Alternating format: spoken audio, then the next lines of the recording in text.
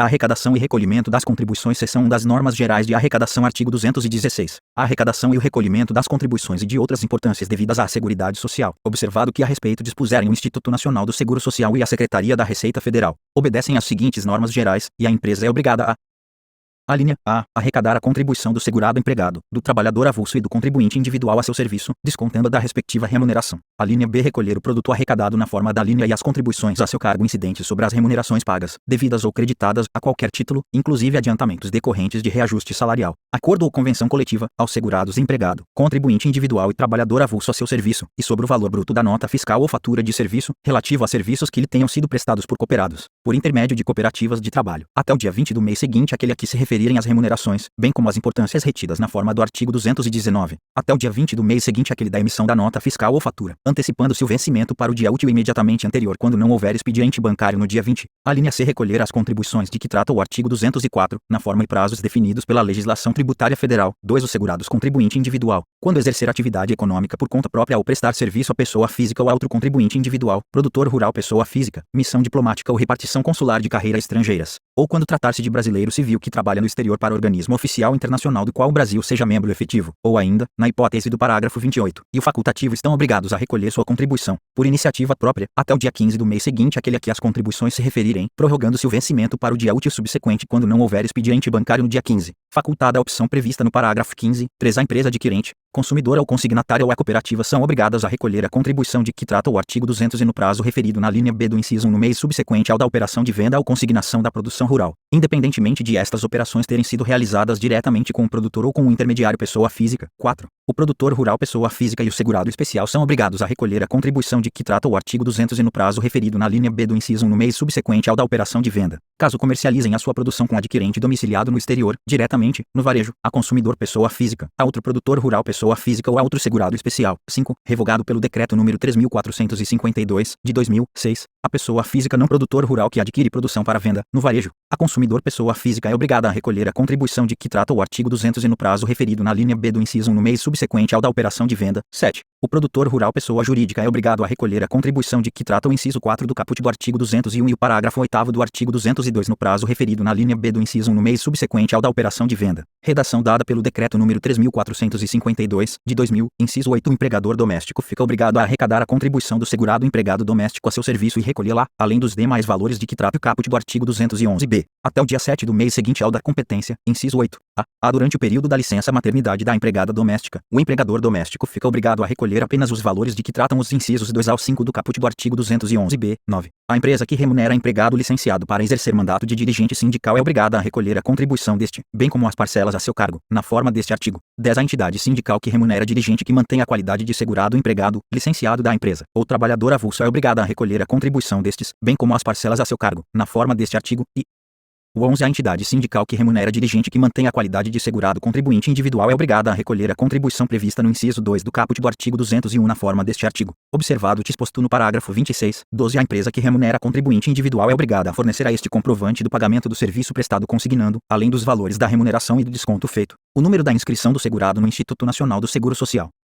13. Cabe ao empregador, durante o período de licença maternidade da empregada, recolher apenas a parcela da contribuição a seu cargo, incluído pelo decreto número 3.452, de 2000. Parágrafo 1. Sobrescrito o desconto da contribuição do segurado incidente sobre o valor bruto da gratificação natalina. 13º salário é devido quando do pagamento ou crédito da última parcela e deverá ser calculado em separado, observado o parágrafo 7º do artigo 214, e recolhida, juntamente com a contribuição a cargo da empresa, até o dia 20 do mês de dezembro, antecipando-se o vencimento para o dia útil imediatamente anterior se não houver expediente bancário no dia 20.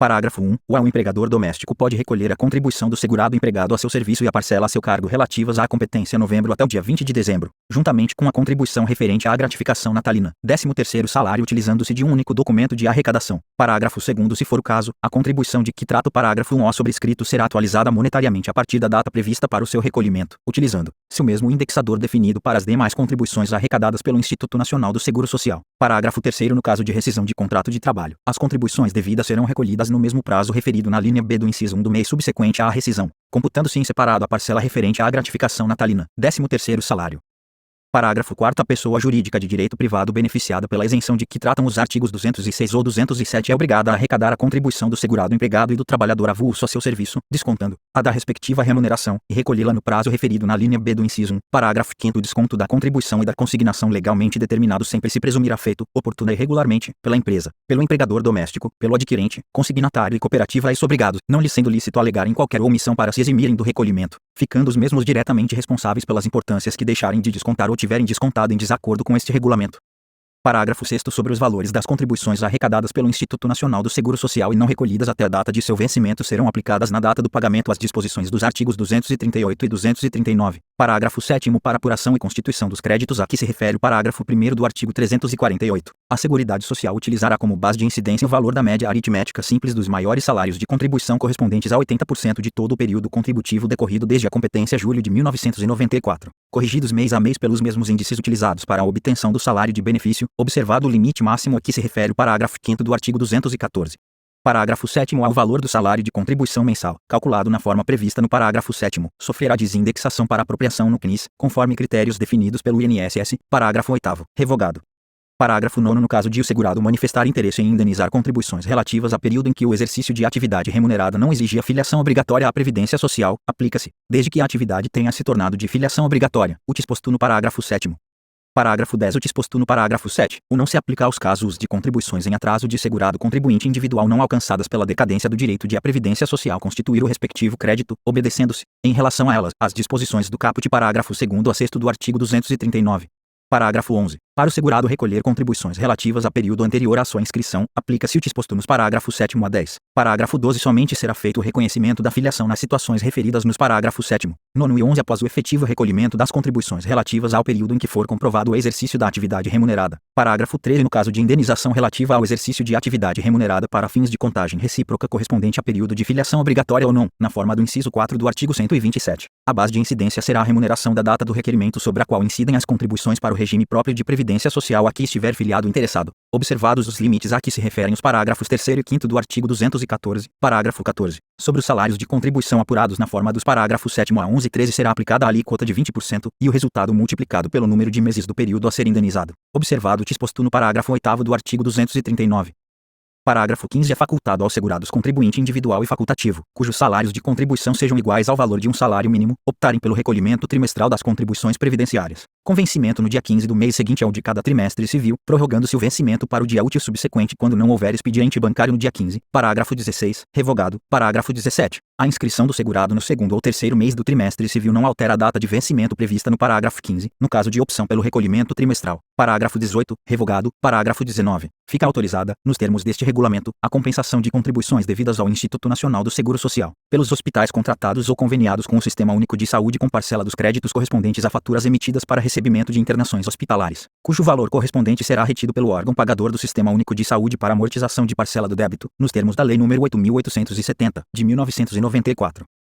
Parágrafo 20. Na hipótese de o contribuinte individual prestar serviço a outro contribuinte individual equiparado à empresa ou a produtor rural pessoa física ou a missão diplomática e repartição consular de carreira estrangeiras, poderá deduzir, da sua contribuição mensal, 45% da contribuição patronal do contratante, efetivamente recolhida ou declarada, incidente sobre a remuneração que este lhe tenha pago ou creditado, no respectivo mês, limitada a 9% do respectivo salário de contribuição. Parágrafo 21. Para efeito de dedução, considera-se contribuição declarada a informação prestada na guia de recolhimento do Fundo de Garantia do Tempo de Serviço e informações à Previdência Social ou declaração fornecida pela empresa ao segurado, onde conste, além de sua identificação completa, inclusive com o número no Cadastro Nacional de Pessoas Jurídicas, o nome e o número da inscrição do contribuinte individual, o valor da retribuição paga e o compromisso de que esse valor será incluído na citada guia de recolhimento do Fundo de Garantia do Tempo de Serviço e informações à Previdência Social e efetuado o recolhimento da correspondente contribuição. Parágrafo 22. Revogado.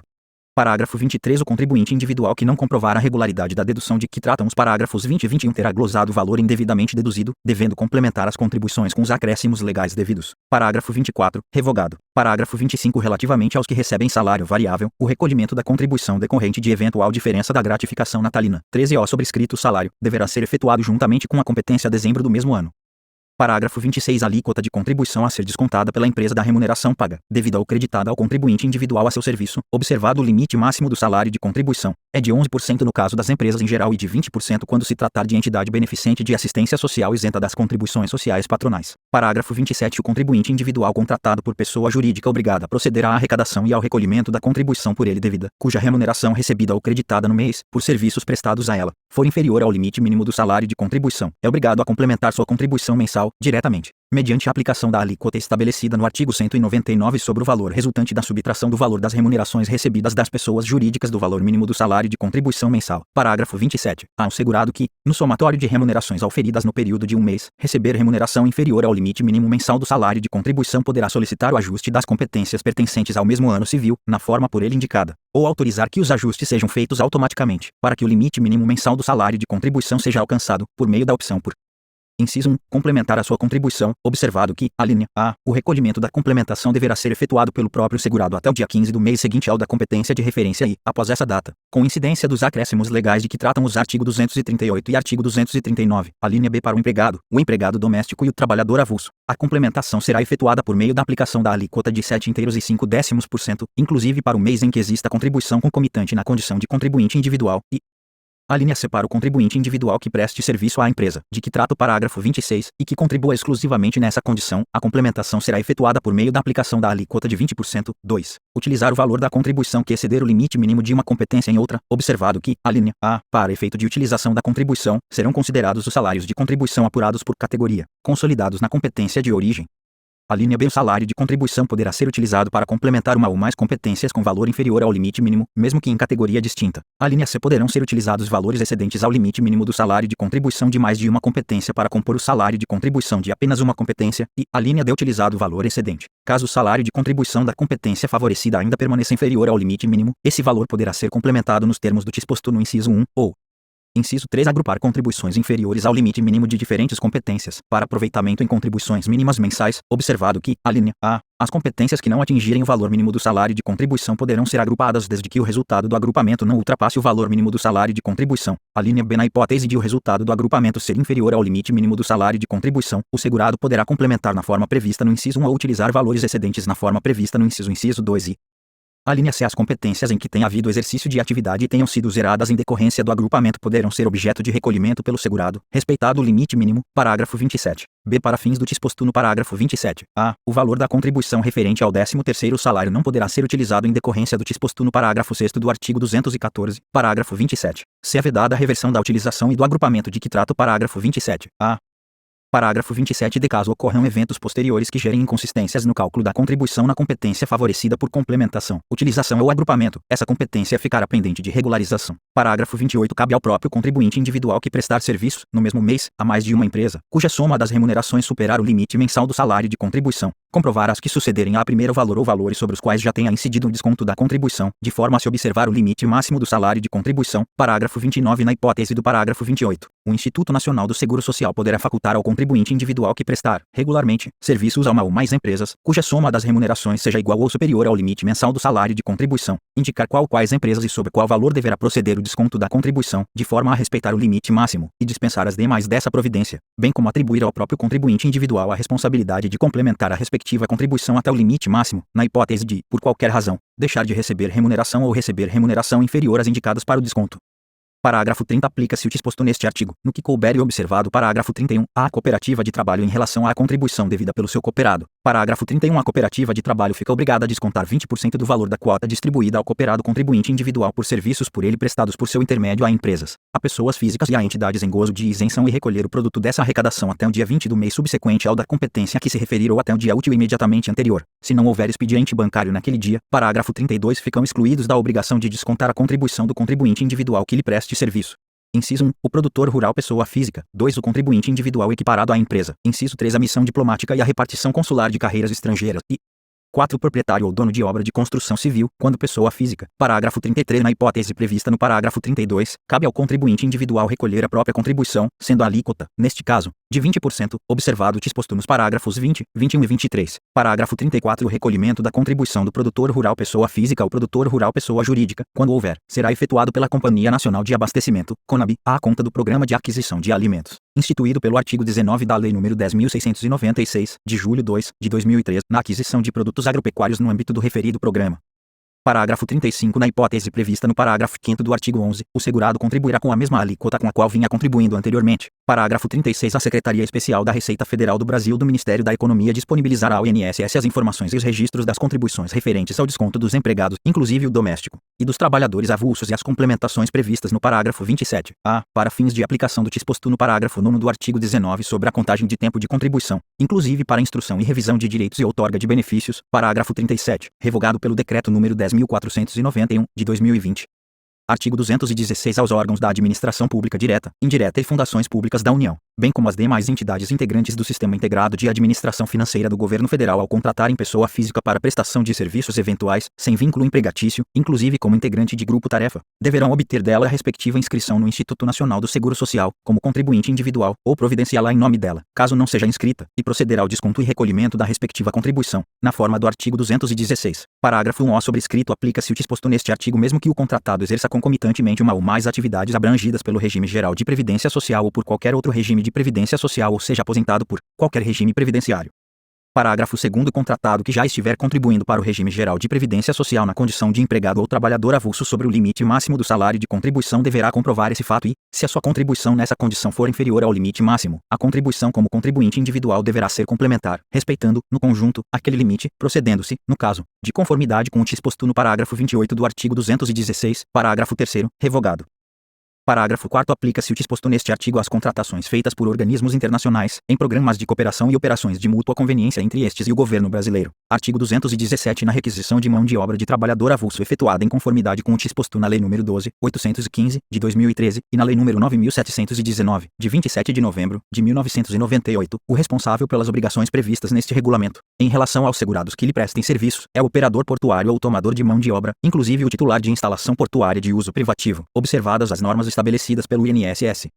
Parágrafo 1. O sobrescrito operador portuário ou titular de instalação de uso privativo repassará ao órgão gestor de mão de obra, até 24 horas após a realização dos serviços, e o valor da remuneração devida aos trabalhadores portuários avulsos, inclusive a referente às férias e à gratificação natalina, e 2. O valor da contribuição patronal previdenciária correspondente e o valor daquela devida a terceiros conforme o artigo 274. Parágrafo 2º. O órgão gestor de mão de obra é responsável, e, pelo pagamento da remuneração ao trabalhador portuário avulso, 2. Pela elaboração da folha de pagamento, 3. Pelo preenchimento e entrega da guia de recolhimento do Fundo de Garantia do Tempo de Serviço e informações à Previdência Social, e 4. Pelo recolhimento das contribuições de que tratam o artigo 198, o inciso 1 do caput do artigo 201 e os artigos 202 e 274, incidentes sobre a remuneração paga, devida ou creditada aos trabalhadores portuários avulsos, inclusive sobre férias e gratificação natalina, no prazo previsto na linha B do inciso 1 do artigo 216. Parágrafo 3º, revogado. Parágrafo 4º. O prazo previsto no parágrafo 1. O pode ser alterado mediante convenção coletiva firmada entre entidades sindicais representativas dos trabalhadores e operadores portuários, observado o prazo legal para recolhimento dos encargos previdenciários. Parágrafo 5º. A contribuição do trabalhador avulso, relativamente à gratificação natalina, será calculada com base na alíquota correspondente ao seu salário de contribuição mensal. Parágrafo 6º. O salário família devido ao trabalhador portuário avulso será pago pelo órgão gestor de mão de obra, mediante convênio, que se incumbirá de demonstrá-lo na folha de pagamento correspondente. Artigo 218. A empresa tomadora ou requisitante dos serviços de trabalhador avulso, cuja contratação de pessoal não seja abrangida pelo disposto na Lei nº 12.815, de 2013, e na Lei nº 9.719, de 1998, é responsável pelo cumprimento de todas as obrigações previstas neste regulamento, além do preenchimento e da entrega da GFIP em relação aos segurados que lhe prestem serviços, observadas as normas estabelecidas pelo INSS. Parágrafo 1. O sobrescrito salário família devido ao trabalhador avulso mencionado no caput será pago pelo sindicato de classe respectivo, mediante convênio, que se incumbirá de elaborar as folhas correspondentes. Parágrafo 2º. O tomador de serviços é responsável pelo recolhimento das contribuições de que tratam o artigo 198, o inciso 1 do caput do artigo 201 e os artigos 202 e 274, incidentes sobre a remuneração paga, devida ou creditada ao trabalhador avulso, inclusive sobre férias e gratificação natalina, no prazo previsto na linha B do inciso 1 do artigo 216, seção 2, da retenção e da responsabilidade solidária. Artigo 219. A empresa contratante de serviços executados mediante cessão ou empreitada de mão de obra, inclusive em regime de trabalho temporário, deverá reter 11% do valor bruto da nota fiscal, fatura ou recibo de prestação de serviços e recolher a importância retida em nome da empresa contratada, observado o disposto no parágrafo 5º do artigo 216, parágrafo 1 sobrescrito exclusivamente para os fins deste regulamento, Entende-se como cessão de mão de obra a colocação à disposição do contratante, em suas dependências ou nas de terceiros, de segurados que realizem serviços contínuos, relacionados ou não com a atividade fim da empresa, independentemente da natureza e da forma de contratação, inclusive por meio de trabalho temporário na forma da Lei nº 6.019, de 3 de janeiro, de 1974, entre outros. Parágrafo 2º. Enquadram-se na situação prevista no caput os seguintes serviços realizados mediante cessão de mão de obra: I. Limpeza, conservação e zeladoria. 2. Vigilância e segurança. 3. Construção civil. 4. Serviços rurais. 5. Digitação e preparação de dados para processamento. 6. Acabamento, embalagem e acondicionamento de produtos. 7. Cobrança. 8. Coleta e reciclagem de lixo e resíduos. 9. Copa e hotelaria. 10. Corte e ligação de serviços públicos. 11. Distribuição. 12. Treinamento e ensino. 13. Entrega de contas e documentos. 14. Ligação e leitura de medidores. 15. Manutenção de instalações, de máquinas e de equipamentos. 16. Montagem. 17. Operação de máquinas, equipamentos e veículos. 18. Operação de pedágio e de terminais de transporte. Inciso 19. Operação de transporte de passageiros, inclusive nos casos de concessão ou subconcessão. 20. Portaria, recepção e ascensorista. 21. Recepção, triagem e movimentação de materiais. 22. Promoção de vendas e eventos. 23. Secretaria e expediente. 24. Saúde e 25. Telefonia, inclusive telemarketing. Parágrafo 3º. Serviços relacionados nos incisos e A5 também estão sujeitos à retenção de que trata o caput quando contratados mediante empreitada de mão de obra. Parágrafo 4º. O valor retido de que trata este artigo deverá ser destacado na nota fiscal, fatura ou recibo de prestação de serviços, sendo compensado pelo respectivo estabelecimento da empresa contratada quando do recolhimento das contribuições destinadas à Seguridade Social devida sobre a folha de pagamento dos segurados. Parágrafo 5º. O contratado deverá elaborar folha de pagamento e guia de recolhimento do Fundo de Garantia do Tempo de Serviço e informações à Previdência Social distintas para cada estabelecimento ou obra de construção civil da empresa contratante do serviço. Parágrafo 6º. A empresa contratante do serviço deverá manter em boa guarda, em ordem cronológica e por contratada, as correspondentes notas fiscais, faturas ou recibos de prestação de serviços, guias da Previdência Social e guias de recolhimento do Fundo de Garantia do Tempo de Serviço e informações à Previdência Social com comprovante de entrega. Parágrafo 7º. Na contratação de serviços em que a contratada se obriga a fornecer material ou dispor de equipamentos, fica facultada ao contratado a discriminação, na nota fiscal, fatura ou recibo, do valor correspondente ao material ou equipamentos, que será excluído da retenção, desde que contratualmente previsto e devidamente comprovado. Parágrafo 8º. Cabe ao Instituto Nacional do Seguro Social normatizar a forma de apuração e o limite mínimo do valor do serviço contido no total da nota fiscal, fatura ou recibo, quando, na hipótese do parágrafo anterior, não houver previsão contratual dos valores correspondentes a material ou a equipamentos. Parágrafo 9º. Nem possibilidade de haver compensação integral na própria competência. O saldo remanescente poderá ser compensado nas competências subsequentes, inclusive na relativa à gratificação natalina, ou ser objeto de restituição, não sujeitas ao disposto no parágrafo 3º do artigo 247. Parágrafo 10. Para fins de recolhimento e de compensação da importância retida, será considerada como competência aquela que corresponderá à data da emissão da nota fiscal, fatura ou recibo. Parágrafo 11. As importâncias retidas não podem ser compensadas com contribuições arrecadadas pelo Instituto Nacional do Seguro Social para outras entidades. Parágrafo 12. O sobrescrito percentual previsto no caput será acrescido de 4, 3 ou 2 pontos percentuais, relativamente aos serviços prestados pelos segurados e empregado, cuja atividade permita a concessão de aposentadoria especial, após 15, 20 ou 25 anos de contribuição, respectivamente. Artigo 220. O proprietário, o incorporador definido na Lei nº 4.591, de 1964, o dono da obra ou condômino da unidade imobiliária cuja contratação da construção, reforma ou acréscimo não envolva cessão de mão de obra, são solidários com o construtor, e aqueles com a subempreiteira, pelo cumprimento das obrigações para com a Seguridade Social, ressalvado seu direito regressivo contra o executor ou contratante da obra e admitida a retenção de importância devida para a garantia do cumprimento dessas obrigações, não se aplicando, em qualquer hipótese, o benefício de ordem. Parágrafo 1. O sobrescrito não se considera cessão de mão de obra, para os fins deste artigo, a contratação de construção civil em que a empresa construtora assuma a responsabilidade direta e total pela obra ou repasse o contrato integralmente.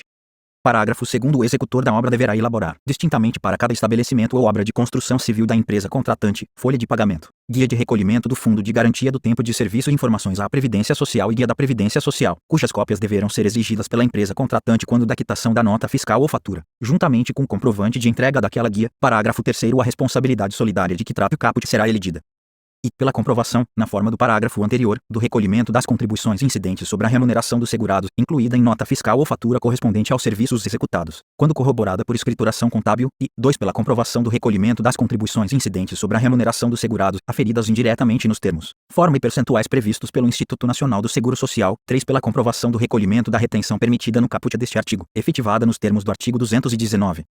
Parágrafo 4º. Considera-se construtor, para os efeitos deste regulamento, a pessoa física ou jurídica que executa a obra sob sua responsabilidade, no todo ou em parte. Artigo 221. Exclui-se da responsabilidade solidária perante a Seguridade Social o adquirente de prédio ou unidade imobiliária que realize a operação com a empresa de comercialização ou com o incorporador de imóveis definido na Lei nº 4.591, de 1964, ficando estes solidariamente responsáveis com o construtor, na forma prevista no artigo 220. Artigo 221. O Instituto da Responsabilidade Solidária não se aplica à administração pública direta, autárquica e fundacional, quando contratante de serviços, inclusive de obra de construção civil, reforma ou acréscimo, independentemente da forma de contratação. Parágrafo único. A administração pública contratante de serviços, inclusive de construção civil executados por meio de cessão de mão de obra ou empreitada parcial, efetuará a retenção prevista no artigo 219. Artigo 222. As empresas que integram o grupo econômico de qualquer natureza, bem como os produtores rurais integrantes do consórcio simplificado de que trata o artigo 200-A, respondem entre si, solidariamente, pelas obrigações decorrentes do disposto neste regulamento.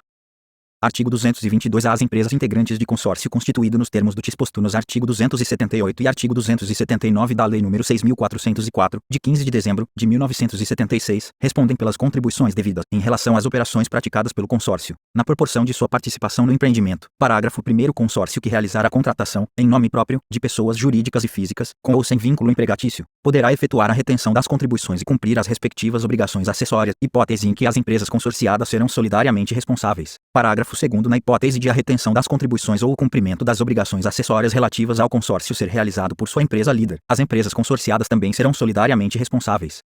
Parágrafo 3º. O disposto neste artigo abrange as contribuições destinadas a outras entidades e fundos, além da multa por atraso no cumprimento das obrigações acessórias. Artigo 223. O operador portuário e o órgão gestor de mão de obra são solidariamente responsáveis pelo pagamento das contribuições previdenciárias e demais obrigações, inclusive acessórias, devidas à Seguridade Social, arrecadadas pelo Instituto Nacional do Seguro Social, relativamente à requisição de mão de obra de trabalhador avulso, vedada a invocação do benefício de ordem. Artigo 224. Os administradores de autarquias e fundações públicas, criadas ou mantidas pelo poder público, de empresas públicas e de sociedades de economia mista sujeitas ao controle da União, dos Estados, do Distrito Federal ou dos municípios, que se encontrarem em mora por mais de 30 dias no recolhimento das contribuições previstas neste regulamento, tornam-se solidariamente responsáveis pelo respectivo pagamento, ficando ainda sujeitos às proibições do artigo 1-O sobrescrito e às sanções dos artigos 4º e 7º do Decreto-Lei nº 368, de 19 de dezembro de 1968. Artigo 224. O disposto nesta seção não se aplica à contratação de serviços por intermédio de cooperativa de trabalho,